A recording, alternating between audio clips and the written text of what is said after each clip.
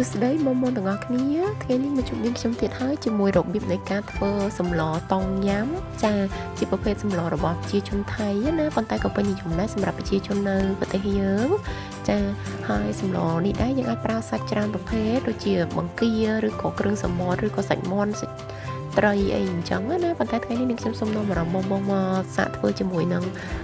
បង្កងវិញចាជាមួយកូនបង្កងទូចរបស់យើងហ្នឹងដែលយើងឃើញសម្បូរច្រើននៅតាមទីផ្សារណាហើយនៅពេលដែលទទួលទានបងអាចរោយជាមួយនឹងជីរបស់យើងពីលើបែបនេះចាហើយយើងអាចច្របាច់ខូចឆ្មាពីខាងក្រៅឬក៏ច្របាច់នៅក្នុងសម្លតែម្ដងក៏បាន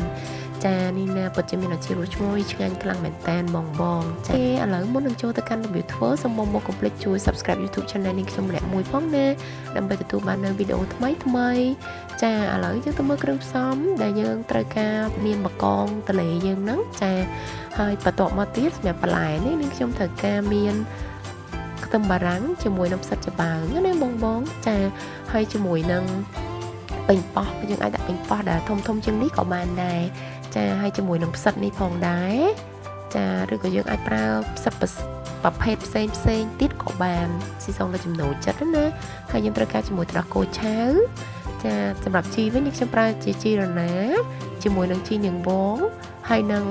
ស្លឹកជីវ៉ាន់ស៊ុយបន្តិចផងដែរណាបងចាបន្តមកទៀតយើងត្រូវការមានទឹកត្រីណាបងជាមួយនឹងម្សៅស៊ុបហើយនឹងអំបិលយើងបន្តិចផងដែរហើយនេះគឺគ្រឿងសម្រាប់សម្លតងយ៉ាំណាបងចាអូខេហើយយើងត្រូវការមានម្ទេសដែរបើសិនជាបងចូលចិត្តញ៉ាំហឹរចាហើយបន្តមកទៀតយើងត្រូវការមានរំដេងជាមួយនឹងខ្ទឹមក្រហមចាហើយនឹងស្លឹកក្រូចសើចជាមួយនឹងគល់ស្លឹកគ្រៃហើយនឹងក្រូចឆ្មារបស់យើងផងដែរចាគ្រឿងផ្សំរបស់យើងគឺមានតែប៉ុណ្្នឹងឯងអូខេឥឡូវយើងទៅមើលពីរបៀបធ្វើរបស់យើងវិញម្ដងចាដល់ដំបូងឡើយនេះខ្ញុំធ្វើការដំជាមួយនឹងគល់ស្លឹកគ្រៃយើងណាចាយើងដំវាឲ្យសំប៉ែតទៅដើម្បីឲ្យពេលដែលយើងស្លទៅវាចេញជាតិបានល្អក្លិនបានល្អណាបងចាហើយយើងធ្វើការកាត់វាជា2ឬក៏ជា3តាមចំណូលចិត្តបងអញ្ចឹងមកអូខេបន្តមកទៀតគឺយើងអាចទុកដាក់ម្លែកបានចាហើយសម្រាប់រំដេងគឺយើងហាន់ជាចំណិតល្មមទៅមិនបាច់ស្ដើងពេកណាបងចាយើងហាន់កង់បែបហ្នឹងមកចាហើយយើងទុកដាក់ម្លែកសម្រាប់ខ្ទឹមក្រហមគឺយើងគ្រាន់តែពុះជា2ទៅបានហើយឬក៏បងដាក់ទាំងមូលហ្មងក៏បានដែរចាហើយយើងទុកវាម្លែកដូចគ្នាសម្រាប់ស្លឹកក្រូចសើចយើងអាចហែកវាបន្តិចទៅដើម្បីឲ្យពេលដែលយើងបង់ចូលសម្លទៅវាសាយភាយក្លិនឈ្ងុយបានល្អណាបងចាហើយបន្ទាប់មកទៀតយើងធ្វើការហាន់ជាមួយនឹងប៉េងប៉ោះយើងហាន់ជា2បែបនេះទៅព្រោះប៉េងប៉ោះយើងទូចដែរណាចាហើយយើងហាន់តទៅអស់អញ្ចឹងមកយើងទុកវាម្លែកបន្ទាប់មកទៀតសម្រាប់ផ្សិតចំបើងយើងធ្វើការពុះជា2ដូចគ្នាចាអូខេហើយសម្រាប់ខ្ទឹមបារាំងវិញ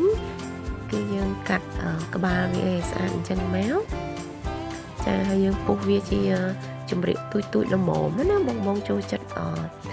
ធំទូចអីបងអាចហាន់តាមចំណូលចិត្តបានចាយើងទុកវាម្លែកដូចគ្នារួចរាល់សម្រាប់បន្លែយើងណាចា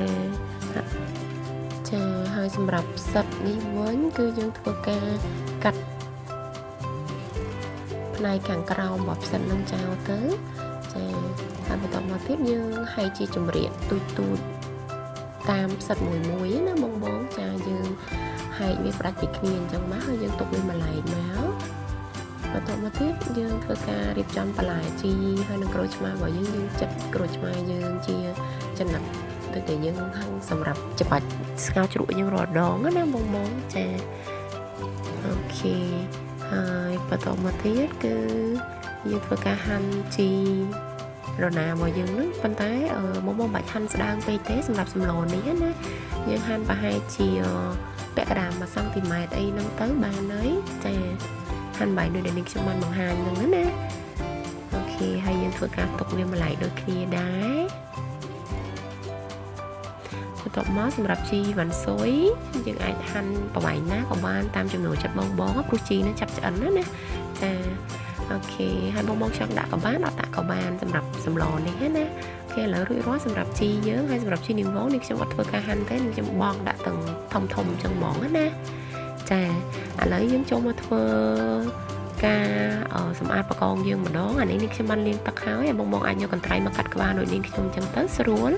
ហើយដោយសារតែបកងនឹងរៀងទូចដែរអញ្ចឹងយើងកាត់ដៃហើយនឹងព្រុយវាអីអញ្ចឹងឲ្យអស់ណាបងកាត់ដៃកាត់ជើងវាអញ្ចឹងអស់ហើយយើងធ្វើការខ្វេះយកអាចនៅក្បាលវានេះចាញ់ណាចា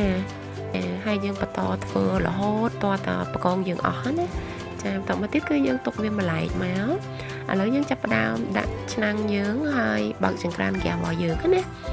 ចាយើងចាប់ផ្ដើមដាក់ឆ្នាំងដាំទឹកទៅតែមិនបាច់ចាំបាច់ពុះទេហើយបងអាចដាក់រំដេងជាមួយគល់ស្លឹកគ្រៃហើយនឹងស្លឹកក្រូចសើចយើងចូលណាតែខ្ទឹមក្រហមបងកុំអាចដាក់ព្រោះខ្លាចរលួយណាយើងចាំដាក់វាជាបន្លែវិញចាយើងអាចទុកវាម្លែកទៅបន្ទាប់មកយើងធ្វើការក្រោបឆ្នាំងយើងទុករហូតតតែទឹកពុះណាបងចាបន្ទាប់ពីទឹកយើងបានពុះហើយយើងធ្វើការដាក់គ្រឿង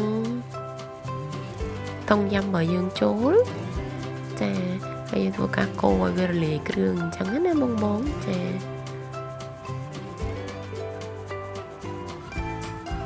ហើយយើងទុកឲ្យទឹកយើងពុះបែបនេះបន្ទាប់ពីទឹកយើងបានពុះបែបហ្នឹងហើយយើងអាចដាក់បកងដែលយើងបានលាងសម្អាតធ្វើមិញហ្នឹងចូលតែម្ដងចា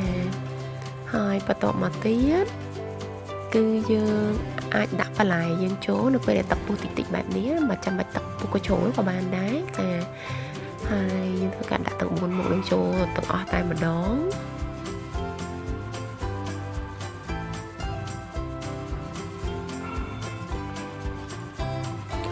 តមកទៀតយើងធ្វើការដាក់ផ្សិតដែលយើងបានហែកមិញហ្នឹងចូលផងដែរផ្សិតនេះបងអាចប្រើជាប្រភេទផ្សិតផ្សេងតាមចំណូលចិត្តណា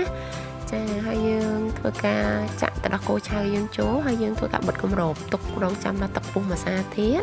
ចាពេលដែលទឹកយើងបានពុះក៏ចូលបែបហ្នឹងហើយយើងចាប់ផ្ដើមដាក់គ្រឿងដូចជាម្សៅស៊ុបយើងចូល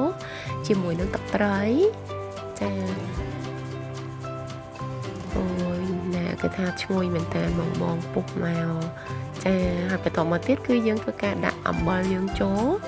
ហើយបងអាចដាក់ឲ្យភ្លក់តាមចំណូលចិត្តណាបើសិនជាបងខ្លះគាត់ចូលចិត្តរៀងផ្អែមគាត់អាចបន្ថែមស្ករ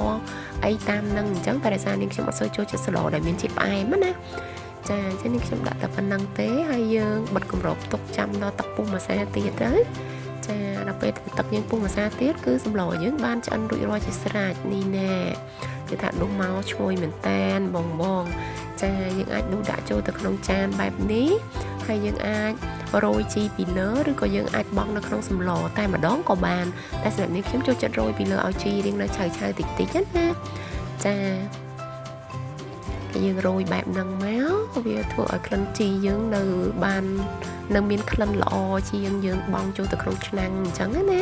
ចាហើយយើងធ្វើការច្បាច់ក្រូចឆ្មាពីលើបែបនេះរួចជាការស្រេចសម្រាប់មុខម្ហូបសម្លដ៏ឈ្ងុយឆ្ងាញ់